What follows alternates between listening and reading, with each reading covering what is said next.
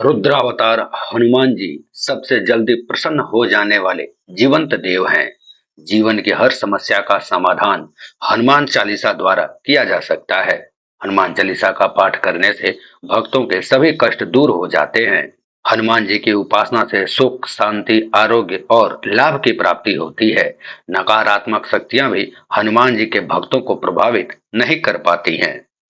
संकट के समय वैदिक ब्राह्मणों द्वारा हमें हनुमान चालीसा करने की सलाह दी जाती है। ऐसा माना जाता है कि कलयुग में हनुमान जी सबसे जल्दी प्रसन्न हो जाने वाले जीवंत देव हैं। जीवन की हर समस्या का समाधान हनुमान चालीसा द्वारा किया जा सकता है। हनुमान चालीसा का पाठ करने से भक्तों के सभी कष्ट दूर हो जाते हैं। गोस्वामी तुलसीदास द्वारा रचित हनुमान चालीसा वीर हनुमान की प्रशंसा करने के लिए सबसे सरल और शक्तिशाली स्तुति है।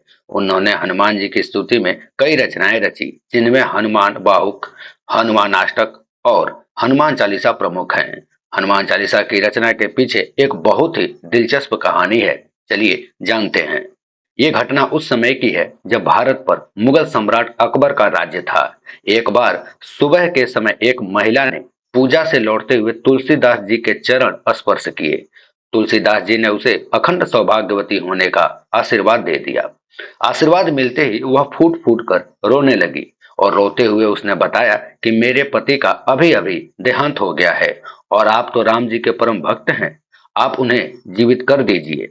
इस बात का पता लगने पर भी तुलसीदास जी तनिक भी विचलित नहीं हुए और वे अपने आशीर्वाद को लेकर पूरी तरह से आश्वस्त थे, क्योंकि उन्हें इस बात का ज्ञान भली भांति था कि भगवान राम बिगड़ी बात संभाल लेंगे और उनका आशीर्वाद खाली नहीं जाएगा। उन्होंने उस स्त्री सहित वहां उपस्थित सभी को श्री राम नाम का जाप करने को कहा। सभी ने ऐसा ही किया और वह मरा हुआ व्यक्ति राम नाम जप के प्रभाव से जीवित हो उठा। जब यह बात बादशाह अकबर को पता लगी तो उसने अपने महल में तुलसीदास जी को बुलाया और भरी सभा में उनकी परीक्षा लेने के लिए उनसे कोई चमत्कार करने को कहा। ये सब सुनकर तुलसीदास जी ने अकबर से बिना डरे कहा कि वो कोई चमत्कारी साधु नहीं है, सिर्फ श्री राम जी के भक्त हैं। अकबर इतना सुनते ही क्रोधित हो गया और उसने अपने सिपाहियों को आदेश देकर तुलसीदास जी को लोहे की जंजीरों से बंधवा दिया। तुलसीदास जी ने तनिक भी प्रतिक्रिया नहीं दी और श्री राम का नाम जपते हुए कारागार में चले गए। उन्होंने कारागार में भी अपनी आस्था बनाई रखी और वहां रहकर ही हनुमान चालीसा की रचना की और 40 दिन तक उसका निरंतर पाठ किया। 40वें दिन एक चमत्कार हुआ। हजारों बंदरों ने एक साथ अकबर के महल पर हमला बोल दिया। अचानक हुए इस हमले से सब अचंभित रह गए।